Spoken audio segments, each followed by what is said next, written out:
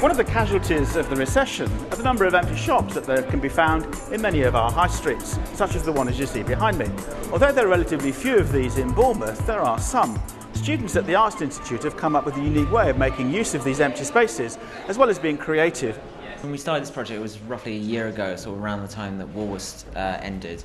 And there was, because of the recession, so many empty shops about. We thought it would be good for us and also for the public if we were to take over one of these empty shops and put some art in it. But we didn't want to do what a lot of artists do, which is pretend that more or less that it's a gallery space. We wanted to make a point about it being an empty shop. Everything in our fake shop is made from cardboard, which we've sourced from local shops and recycling companies. So the entire shop experience is made from the waste of the high street, essentially. What's the message you're trying to get across by your collective shop here?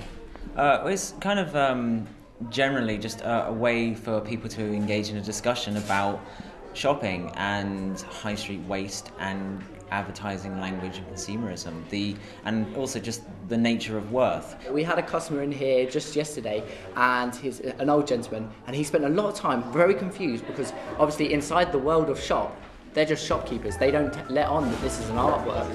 That's the distance that it could be going to get straight to your goals.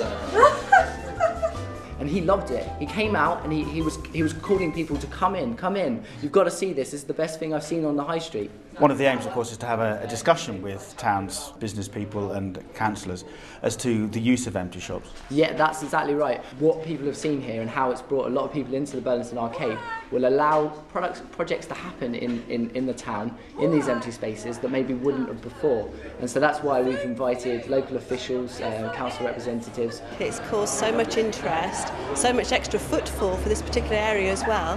Hopefully the landlords will see it as something that they can work with and open it up to some other projects as well in the area. It's just been a great attraction for people, old and young especially. Do you understand what's going on here?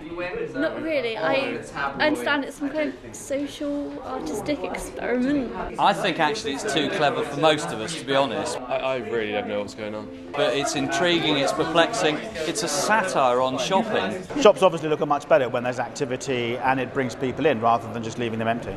Definitely. It makes the town feel vibrant, and we've got to encourage independent retailers to come in and use these empty shop units, basically. I really hope this has broken new ground with the commercial property agents. If you have an empty shop, do you want it dirty? Do you want it neglected? Do you want it dark? Do you want it to be a void? Get some art in it. So is this a one-off, or are you going to take over other empty shops in the town? Well, if we did take over other empty shops, we'd do very different things, I imagine. Do you see yourself working with more students? Oh yes, definitely. The shelves have been picked clean. Maybe next time they should charge for the stuff. That's my tip as a capitalist. The students from the Arts Institute here in Bournemouth have been very creative about the use of this empty shop. It's enlivened the whole day-to-day for people shopping in this area, and there are many people wandering around the town with products such as this, questioning some of the products that they take for granted. This is Steve Parcell for Vision News South.